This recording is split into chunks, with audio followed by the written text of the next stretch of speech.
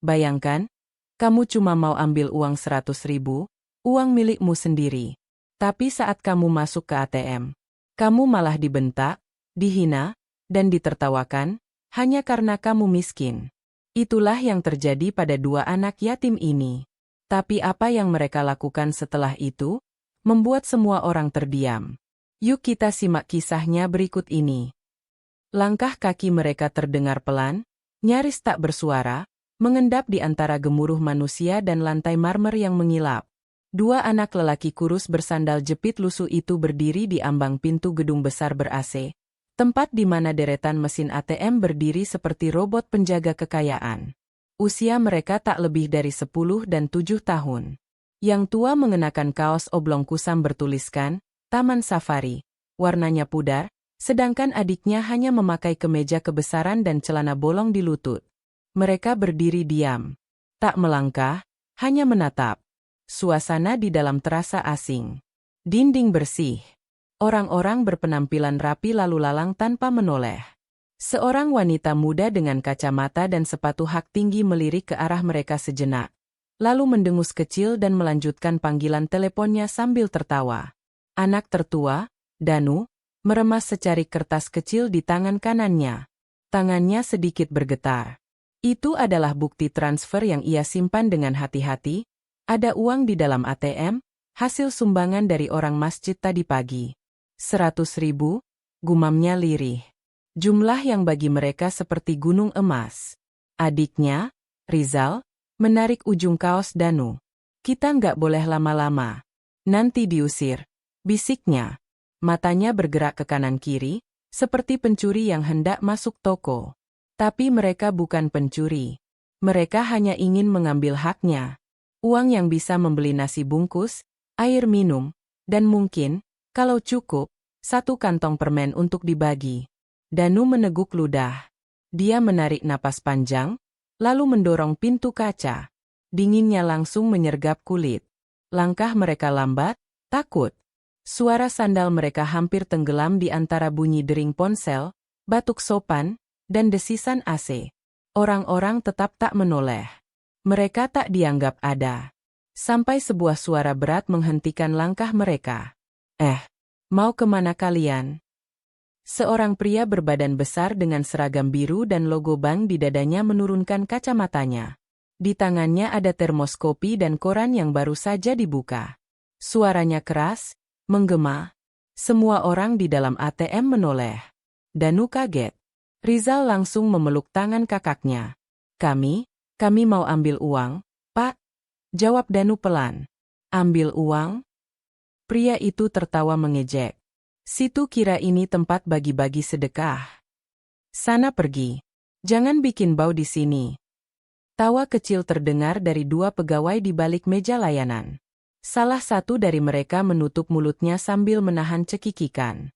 Seorang nasabah paruh baya menatap mereka dengan alis terangkat, lalu kembali sibuk dengan gawainya. Danu berdiri kaku.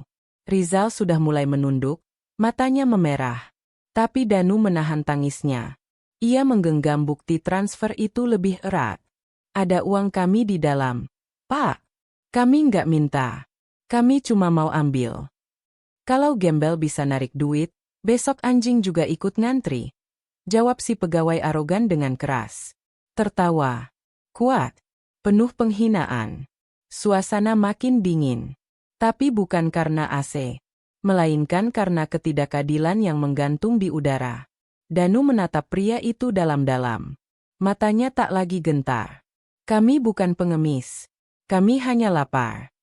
Dan untuk pertama kalinya, ruang ATM itu sunyi. Tak ada yang tertawa. Tak ada yang bergerak. Bahkan si pegawai itu pun terdiam. Tatapan Danu menusuk. Seolah ada bara kecil di balik matanya yang mulai basah. Tapi bukan air mata ketakutan, melainkan kepedihan yang ditahan terlalu lama. Ia berdiri tegak, tangannya menggenggam kuat bukti transfer yang sudah hampir robek karena berkeringat. Pegawai itu melangkah maju, wajahnya memerah. Kamu kurang ajar ya, berani-beraninya ngomong kayak gitu di sini. Namun sebelum ia sempat meraih kerah Danu, suara dari belakang menginterupsi. Pak, tunggu dulu. Mereka bawa bukti transfer, ucap seorang wanita muda dengan jas abu-abu, pegawai CS yang dari tadi hanya memperhatikan sambil memegang mouse-nya. Pria arogan itu melirik sinis. Anak kayak gini mana ngerti transfer-transferan. Danu dengan cepat mengangkat kertas itu, sedikit gemetar. Ini, Bu. Tadi ada orang baik dari masjid yang kirim uang ke rekening kami. Katanya untuk beli makan sama baju sekolah. Wanita muda itu berdiri, mengambil kertasnya. Ia membaca cepat, kemudian menoleh ke layar monitornya. Ia mengetik beberapa saat, lalu matanya membelalak pelan. Pak, saldo mereka benar. Ada uang masuk pagi ini. 100.000, ucapnya, suaranya menurun, seolah malu. Orang-orang yang tadi tertawa mulai melirik satu sama lain. Si ibu paruh baya yang duduk di kursi tunggu merapatkan tasnya ke dada, pura-pura sibuk membuka aplikasi belanja. Beberapa nasabah muda di antrean ATM berhenti menyentuh layar dan mulai memperhatikan. Pegawai arogan itu menoleh cepat, ekspresinya berubah. Ya, tetap aja. Anak-anak kayak gini tuh sering nipu. Jangan gampang percaya. Siapa tahu ini akal-akalan. Pak, wanita CS itu menatap tajam. Nomor rekeningnya valid. Uangnya real. Dan mereka punya hak atas uang itu. Pegawai itu terdiam. Wajahnya seperti tertampar, tapi masih mencoba menyelamatkan harga diri. Ia menoleh ke kerumunan. Saya cuma jaga keamanan. Takutnya mereka bawa masalah. Danu menatapnya. Kali ini lebih tenang. Kalau kami bikin masalah, kami sudah kabur sejak awal. Tapi kami di sini justru karena percaya. Kalau uang di ATM itu juga milik orang kecil seperti kami. Rizal memegang ujung kaos kakaknya, tubuhnya gemetar tapi mulai tegak. Ia ikut bersuara, kecil namun jujur. Kami cuma lapar, Om. Seketika, sunyi kembali menyelimuti ruangan. Keheningan yang bukan karena tak ada suara, tapi karena semua orang tahu, ada kebenaran yang baru saja ditamparkan di depan mata mereka. Wanita CS itu mendekat. Ia menggenggam tangan Danu, mengarahkannya ke mesin ATM. Yuk, sini. Aku bantu. Pegawai arogan itu melangkah mundur perlahan. Tidak ada yang melihatnya lagi. Semua mata kini hanya tertuju pada dua anak kecil yang berani berdiri, meski dunia meremehkan mereka. Dan di antara rasa malu dan keheningan itu, cerita mereka baru saja dimulai. Wanita itu membimbing Danu dan Rizal ke depan mesin ATM dengan hati-hati. Suaranya lembut, nada bicaranya berubah menjadi seperti seorang kakak yang peduli. Masukkan kartu ya, pelan-pelan saja, katanya sambil mengarahkan tangan Danu ke slot kartu. Danu melirik ragu. Ia tak tahu harus menekan tombol apa. Dari dulu hanya melihat orang lain melakukannya, belum pernah ia sendiri berdiri sedekat ini dengan mesin uang itu. Boleh saya bantu tekan? Tanya wanita itu. Danu mengangguk pelan. Wanita itu mulai menuntun. Tekan ini, lalu ini. Nah, pilih jumlahnya. 100.000, bisik Danu. Mesin mulai berdengung. Lampu di layar berkedip. Beberapa detik terasa seperti seabad bagi dua anak kecil itu. Danu memegang tangan adiknya erat-erat. Rizal menggigit bibirnya menahan napas. Lalu, suara yang mereka tunggu muncul. Silakan ambil uang Anda. Secarik uang berwarna merah keluar perlahan dari mesin. 100.000 rupiah, utuh, hangat, berharga. Danu menyentuhnya dengan ragu, lalu menariknya pelan, seperti menarik impian dari balik kaca. Ia menggenggam uang itu dengan kedua tangan. Kencang. Seakan takut hilang. Seakan itu adalah tiket menuju kehidupan yang lebih baik. Rizal memandanginya dengan mata bulat. Kita bisa beli nasi, Kak? Danu mengangguk. Tapi sebelum sempat menjawab, wanita itu mengeluarkan dompetnya. Ini, katanya sambil menyodorkan selembar 50 ribuan. Buat tambahan beli lauk dan minum. Ya. Danu menggeleng cepat. Nggak usah, Bu. Kami udah cukup. Kami nggak minta-minta. Tapi ini bukan sedekah, ujar wanita itu sambil tersenyum. Ini ucapan maaf. Karena dunia terlalu sering menutup mata. Tangannya gemetar saat menyodorkan uang itu. Mungkin karena ia sadar, bukan hanya dua anak itu yang belajar hari ini, tapi dirinya juga. Orang-orang di ruangan mulai bergerak. Salah satu pria muda menyerahkan sebotol air mineral yang baru ia beli di minimarket samping ATM. Seorang ibu membuka tasnya, mengeluarkan roti sobek. Bahkan ada satu pria tua berpakaian batik yang diam-diam meletakkan lembaran uang di tangan Danu tanpa berkata apa-apa. Pegawai arogan tadi berdiri kaku di pojok ruangan. Wajahnya merah padam, bukan karena marah, tapi karena malu. Semua ini terjadi di bawah hidungnya. Bukan karena ia tidak tahu, tapi karena ia menolak melihat. Rizal, yang dari tadi memeluk lengan kakaknya, akhirnya bicara lagi. Suaranya kecil, polos, tapi penuh makna. Kenapa semua baik ke kita sekarang, Kak? Danu menatap langit-langit sebentar, seolah mencari jawaban dari langit. Lalu ia menunduk, tersenyum pada adiknya. Mungkin karena kita nggak marah, tapi kita juga nggak diam. Dan hari itu, bukan hanya mereka berdua yang pulang dengan uang di tangan. Banyak hati juga pulang dengan pelajaran. Langit siang itu tampak lebih terang dari biasanya, atau mungkin hanya terasa begitu di mata Danu dan Rizal. Keduanya melangkah keluar dari gedung ATM dengan hati berdebar. Bukan karena takut lagi, tapi karena perasaan hangat yang mengalir di dada mereka. Di tangan Danu, tergenggam selembar uang 100.000, sebotol air mineral, dan sebungkus roti sobek yang sudah tak sabar ingin mereka makan di bawah pohon rindang. Tapi ada satu hal lain yang mereka bawa keluar hari itu, keberanian. Orang-orang di luar melihat mereka berjalan keluar. Beberapa dari mereka mendekat, penasaran. Salah seorang remaja SMA yang duduk di tangga menyodorkan ponsel ke arah mereka. Kak, kalian yang tadi dibentak di dalam ATM-nya? Aku rekam dari luar. Boleh aku upload, biar semua orang lihat? Danu menoleh, ragu. Buat apa? Biar orang-orang tahu. Biar mereka belajar. Dunia perlu tahu, kalau anak kecil pun bisa punya harga diri, jawab remaja itu. Rizal menatap kakaknya. Matanya menunggu persetujuan. Danu diam beberapa detik, lalu mengangguk. Tapi jangan buat lucu-lucuan. Kami bukan bahan tertawaan.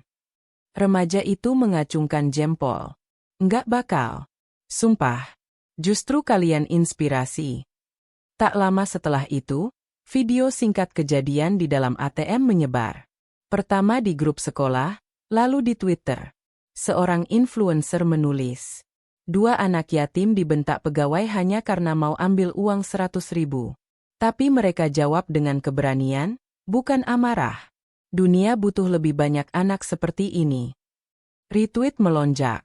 Komentar mengalir deras. Ada yang marah, ada yang terharu, ada yang menandai akun bank terkait sambil menuntut permintaan maaf. Warganet bergerak seperti gelombang, menyapu keangkuhan dan menggantinya dengan empati. Di sisi lain, di dalam ruangan kantor bank, pegawai arogan itu duduk sendirian. Tak ada lagi tawa menghina di bibirnya. Manajernya memanggil, dan dengan wajah tegang ia masuk ke ruang kepala cabang. Kita dapat laporan dari pusat. Video kamu viral. Publik marah besar. Kita harus tangani ini secepatnya. Pria itu hanya bisa menunduk. Sementara itu, di sudut kota, di sebuah warung kecil dekat taman kota, Danu dan Rizal duduk bersila di trotoar. Di depan mereka 2 piring nasi rames hangat mengepul, dan segelas teh manis yang masih berembun. Danu menyuapkan nasi ke mulut Rizal duluan, lalu makan miliknya. Enak? Tanyanya. Rizal mengangguk cepat. Enak banget. Udah lama kita nggak makan kayak gini. Danu menatap sekeliling. Orang-orang berlalu lalang. Tidak ada yang menatap aneh lagi. Tidak ada yang mengusir. Untuk pertama kalinya, mereka merasa dunia memperhatikan. Besok kita bisa beliin buku buat kamu, Zal. Masa iya? Kalau kamu bisa baca dan nulis, nggak akan ada lagi yang bisa ngeremehin kamu. Dan Rizal mengangguk. Kali ini bukan karena paham seluruhnya, tapi karena percaya. Di tangan Danu, masih ada sisa uang. Tapi di hatinya, sudah tumbuh sesuatu yang lebih mahal dari uang. Harapan. Matahari condong ke barat ketika Danu dan Rizal duduk di bawah pohon trembesi di taman kota. Lembayung jingga mulai menari di langit. Di hadapan mereka, 2 piring nasi rames dari warung sederhana mengepul, mengeluarkan aroma gurih yang membuat Rizal menelan ludah berkali-kali. Ini pertama kalinya mereka makan makanan hangat dengan lauk lebih dari 1 dalam beberapa minggu terakhir. Danu membuka bungkus air mineral, menyodorkannya ke Rizal lebih dulu. "Minum dulu, biar nggak seret," katanya. Rizal mengangguk, lalu meneguk pelan. Wajah kecilnya berbinar, seperti anak kecil yang baru saja menemukan mainan favorit. Tapi bukan mainan yang ia dapat hari ini. Ia mendapatkan sesuatu yang jauh lebih mahal, rasa dihargai. "Kak," gumam Rizal, "orang-orang tadi kenapa berubah baik ya?" Danu terdiam sebentar. Ia tahu jawaban itu tak sesederhana yang terlihat. "Mungkin, karena mereka baru sadar," jawabnya akhirnya. "Sadar apa?" "Sadar kalau selama ini mereka tutup mata. Kita ini memang kecil, Zal. Tapi bukan berarti kita nggak ada." Rizal mengangguk pelan. Ia mulai menyuapkan nasi ke mulutnya. Danu ikut makan. Di sela kunyahan pertama, mereka berdua saling berpandangan dan tersenyum. Hangat, tenang, tanpa kata. Hari ini, dunia tidak lagi dingin. Tak jauh dari sana, seorang pria muda dengan hoodie dan ransel kamera duduk di bangku taman sambil memandangi mereka. Ia adalah seorang videografer lepas yang kebetulan melihat video viral anak-anak di ATM dan mengenali wajah mereka. Ia membuka laptopnya, menyambungkan wifi dari ponselnya, dan mengunggah hasil editan kilat. Judul video, "Anak yatim ini ditolak saat tarik uang." Lalu dunia memberikan balasan manis. Belum genap 1 jam, jumlah views menembus 20.000. Kolom komentar dipenuhi amarah dan haru. "Pegawai kayak gitu harus dihukum. Anak sekecil itu aja punya keberanian, aku malu. Kalau ada info rekening mereka, aku mau bantu." Sementara itu, di kantor cabang bank tempat insiden itu terjadi, kepala cabang mengadakan rapat darurat. Di layar proyektor, video itu diputar. Para pegawai tertunduk, suasana tegang. Nama baik kita dipertaruhkan. Kantor pusat sudah minta klarifikasi. Siapapun yang bersikap diskriminatif harus bertanggung jawab, tegas kepala cabang. Pegawai arogan itu duduk paling ujung. Mulutnya terkunci rapat, wajahnya pucat. Semua orang kini tahu siapa dia. Sore harinya, Danu dan Rizal kembali berjalan kaki ke masjid tempat mereka biasa tidur di serambi belakang. Di dalam saku celana Danu, uang sisa masih tersimpan rapi. Ia sudah tahu apa yang akan ia lakukan. Malam itu, di bawah remang lampu gantung masjid dan suara angin malam yang mengayun pohon mangga, Danu menuliskan sesuatu di selembar kertas bekas. "Besok, kami ingin beli buku tulis dan pensil. Aku ingin Rizal bisa belajar. Biar kami nggak selamanya dianggap kecil." Di sebelahnya, Rizal sudah tertidur, memeluk roti yang belum sempat ia makan habis. Di wajah kecilnya ada ketenangan, ketenangan yang hanya dimiliki mereka yang tahu bahwa esok mungkin belum pasti, tapi harapan selalu bisa ditumbuhkan. Dan di tempat lain, ribuan orang menonton ulang video itu, berkali-kali, dengan mata berkaca dan hati yang terguncang. Karena kadang, perubahan besar tak butuh petinggi. Cukup 2 anak kecil yang tak sudi tunduk pada perlakuan tak adil. Pagi harinya, langit belum sepenuhnya biru saat Danu dan Rizal terbangun oleh suara azan subuh. Danu mengusap mata, lalu menoleh ke adiknya yang masih meringkuk di balik sarung pinjaman. Ia membiarkan Rizal tidur 5 menit lagi sementara ia beranjak ke tempat wudhu, membasuh wajah dengan air dingin yang menggigit, tapi menyegarkan. Setelah salat dan mengaji sejenak, mereka duduk berdua di pelataran masjid sambil menikmati sisa roti dari kemarin. Tak lama kemudian, suara motor berhenti di depan pagar masjid. Seorang pria berkemeja dan bersepatu kulit turun tergesa. Ia membawa amplop putih dan matanya celingukan, mencari seseorang. "Maaf, saya cari Danu dan Rizal. Benar ini masjid tempat mereka biasa menginap?" Danu bangkit berdiri. "Saya Danu. Ini adik saya, Rizal." Pria itu mendekat, senyumnya ramah tapi gugup. Saya dari kantor berita. Nama saya Arif. Video kalian viral, dan redaksi kami ingin bertemu. Banyak yang ingin membantu. Bahkan, ada yang ingin bertemu langsung. Danu melirik Rizal. Anak itu hanya memegang lengan kakaknya erat-erat. Ia belum mengerti apa artinya viral, tapi ia bisa merasakan satu hal, dunia sedang melihat mereka. Saya juga bawa titipan, lanjut Arif. Ia menyerahkan amplop itu pada Danu. Ini dari seorang ibu bernama Bu Dewi. Dia nonton video kalian dan langsung kirim uang ini. Katanya, untuk anak-anak yang tahu cara mempertahankan harga dirinya. Danu membuka perlahan. Di dalamnya ada 5 lembar uang 100.000. Tangannya gemetar. Ia langsung menunduk, memeluk Rizal. Ini, buat beli buku kamu, Zal. Buat kamu belajar. Biar kamu bisa nulis surat ke ibu di surga nanti. Mata Rizal berkaca. Ia mengangguk sambil menggenggam baju kakaknya lebih erat. Aku janji bakal bisa nulis, Kak. Tak lama kemudian, datang 2 pemuda dari komunitas pendidikan jalanan. Mereka membawa ransel berisi buku tulis, pensil warna, penghapus, dan sebuah papan tulis kecil. Salah satu dari mereka, Rani, wanita muda berhijab dengan tas gendong, berlutut di depan Rizal. Adek Rizal, mau belajar sama kakak-kakak? Enggak. Rizal menoleh ke Danu. Kali ini, ia tak perlu bertanya. Ia tahu jawabannya. Ia mengangguk dengan mantap. Hari itu, halaman masjid berubah menjadi kelas kecil. Anak-anak jalanan lain mulai berdatangan. Mereka mendengar kabar dari sesama. Sebagian penasaran. Sebagian kagum. Tapi semuanya datang karena satu hal, keberanian Danu telah membuka pintu. Di sisi lain kota, kantor pusat bank menggelar konferensi pers. Seorang pejabat tinggi berdiri di podium dengan wajah serius. Kami meminta maaf atas perlakuan tak pantas yang dilakukan oknum pegawai kami kepada anak-anak yang hanya ingin menarik uang miliknya sendiri. Kami telah mengambil tindakan tegas dan berkomitmen untuk menciptakan pelayanan yang lebih adil dan manusiawi. Di belakang layar, si pegawai arogan duduk di ruang HRD. Wajahnya tertunduk, tak bersuara. Surat pemutusan kerja tergeletak di meja, belum ia tanda tangani. Ia menyesal, tapi semuanya sudah terlambat. Sore hari, saat Danu dan Rizal berjalan menuju lapak pedagang buku bekas, mereka tak lagi dianggap asing.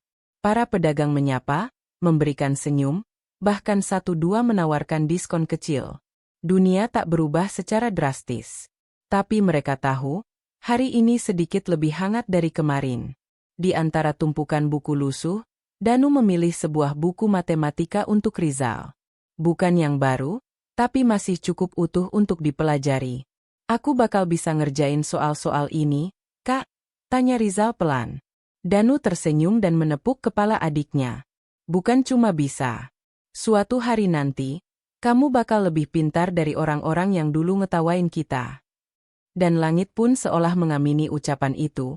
Sejenak, awan yang tadinya menggumpal mulai membuka, membiarkan cahaya matahari menyentuh wajah 2 anak kecil, yang tak pernah berhenti percaya. Hari-hari berlalu.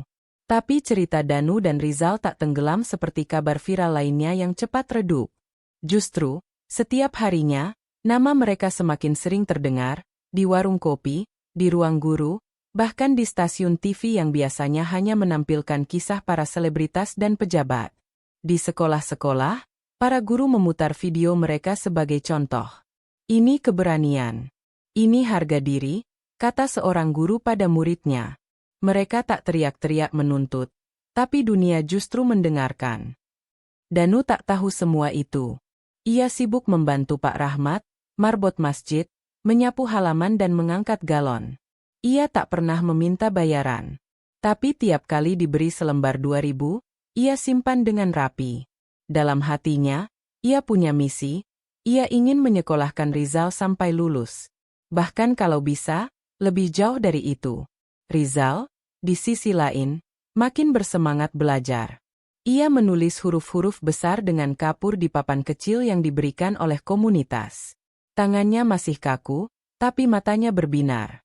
Di sebelahnya, Rani dan teman-teman relawan mendampingi dengan sabar. Suatu sore, saat mereka tengah belajar di pelataran masjid, sebuah mobil hitam berhenti di depan pagar. Dari dalamnya turun seorang wanita paruh baya dengan penampilan rapi dan langkah yang mantap. Ia membawa bingkisan dan sebuah map coklat. Pak Rahmat yang sedang menyiram tanaman mendekat. Ibu mencari siapa? Saya, mencari Danu dan Rizal, jawab wanita itu lembut. Saya dari Yayasan Pendidikan. Dan saya juga, mantan guru. Danu yang mendengar namanya dipanggil, langsung menghampiri. Ia berdiri tegak, mencoba terlihat percaya diri meski bajunya penuh debu dan telapak kakinya masih hitam karena berjalan tanpa alas. Wanita itu menatap mereka dengan mata berkaca. Saya nonton video kalian. Lalu saya baca komentar-komentar orang. Tapi saya nggak puas hanya melihat. Saya ingin kenal kalian langsung. Ia berlutut, membuka map di tangannya. Di dalamnya ada formulir, brosur, dan satu kartu identitas sekolah. Kami punya program beasiswa untuk anak-anak yang tidak mampu tapi punya semangat luar biasa. Saya ingin ajak kalian tinggal di asrama dan sekolah gratis di tempat kami. Rizal menoleh ke Danu. Asrama itu apa, Kak? Tempat tinggal yang ada sekolahnya, Zal, bisik Danu. Maksud ibu, lanjut wanita itu, kalian gak perlu pikirin makan, tempat tidur, bahkan buku dan seragam. Semua kami sediakan. Yang penting kalian mau belajar. Danu terdiam. Dunia seolah berhenti sesaat. Ia menoleh pada Rizal, lalu pada Rani dan Pak Rahmat. Kalau kami pergi, siapa yang bersihin masjid, bantuin ngangkat galon, nyapu halaman? Pak Rahmat tersenyum. Nak, kalian udah cukup bantu kami. Sekarang giliran kami bantu kalian. Kejar cita-citamu, biar nanti kalian yang bantu orang lain. Danu menunduk, menahan haru. Ia menggenggam tangan Rizal erat. Kamu mau sekolah beneran, Zal? Pakai seragam, bawa tas, belajar sama teman-teman. Rizal mengangguk kuat. Aku mau, Kak. Danu menarik napas dalam-dalam, lalu menatap wanita itu. Kalau begitu, Bu, kami siap. Di belakang mereka, senja mulai turun. Cahaya jingga menyelimuti halaman masjid. Membingkai momen itu seperti lukisan yang akan dikenang selamanya. Hari itu, dua anak jalanan resmi menjadi calon murid. Tapi lebih dari itu, mereka resmi menjadi simbol harapan. Karena di zaman yang sering lebih peduli pada popularitas daripada keberanian, dua anak ini mengingatkan dunia. Terkadang, suara yang paling kecil justru mengguncang yang paling besar. Pagi itu, udara di halaman masjid terasa berbeda. Bukan karena cuacanya, tapi karena suasananya. Beberapa warga sekitar berdiri berbaris, tersenyum melihat dua anak berseragam putih biru dengan ransel baru di punggung mereka. Rambut mereka sudah dipotong rapi, sepatu mengkilap, dan wajah mereka bersinar. Rizal melompat kecil, semangat. Kak, aku deg-degan, tapi seneng banget. Danu tersenyum, menepuk kepala adiknya. Tenang, nanti kamu jadi anak paling pintar di sekolah itu. Rani mendekat sambil membawa bekal nasi bungkus yang sudah ia siapkan sejak subuh. Ini buat makan siang di perjalanan. Jangan lupa makannya, jangan malu-malu. Danu menerimanya dengan mata berkaca. Makasih, Kak Rani. Tanpa kakak dan teman-teman, kami mungkin masih tidur di emperan warung. Rani menunduk. Justru kami yang belajar dari kalian, dan kalian lebih kuat dari orang dewasa manapun yang pernah aku temui. Pak Rahmat menepuk bahu Danu pelan. Ingat, Nak, ilmu itu seperti cahaya. Sekarang kalian mulai nyalain lilin kecil. Suatu saat, kalian bisa jadi lampu jalan buat orang lain. Mobil yayasan sudah menunggu di depan. Supirnya membuka pintu dengan sopan. Beberapa anak lain dari program beasiswa juga sudah duduk di dalam, menatap penasaran ke arah Danu dan Rizal. Mereka tersenyum, menyambut. Rizal melangkah masuk duluan. Tapi sebelum naik sepenuhnya, ia berbalik, melambai ke semua orang. Doain aku bisa nulis surat buat ibu di langit, Ya. Tawa haru pecah di antara kerumunan. Seorang ibu menutup mulutnya dengan sapu tangan. Seorang pemuda merekam dengan ponselnya, tak ingin kehilangan momen bersejarah ini. Danu naik menyusul, tapi sebelum pintu ditutup, ia melangkah turun lagi sebentar. Ia berjalan ke arah pohon besar di sisi masjid, tempat mereka biasa duduk makan roti sobek, tempat pertama kali mereka merasa dihargai. Ia menyentuh batang pohon itu, lalu berbisik, "Kami akan kembali. Tapi nanti, sebagai orang yang bisa bantu lebih banyak lagi." Dan ia pun naik ke mobil, duduk di samping adiknya. Mobil perlahan melaju, meninggalkan halaman masjid, melewati jalan sempit yang dulu mereka tapaki tanpa arah. Tapi kini, arah itu sudah jelas. Mereka bukan lagi anak jalanan yang hidup dari belas kasihan. Mereka adalah pejuang kecil, yang memenangkan haknya dengan keteguhan. Di internet, kisah mereka kini dijadikan buku anak-anak, dijadikan inspirasi lomba pidato, bahkan diangkat jadi film pendek oleh sineas muda. Nama mereka bukan lagi sekadar dua anak yatim, melainkan simbol. Simbol bahwa di negeri ini, keadilan mungkin masih harus dicari. Tapi keberanian untuk menuntutnya, bisa lahir dari siapa saja. Bahkan dari dua anak bersandal jepit, yang hanya ingin mengambil uang 100.000, dan membuka mata jutaan orang.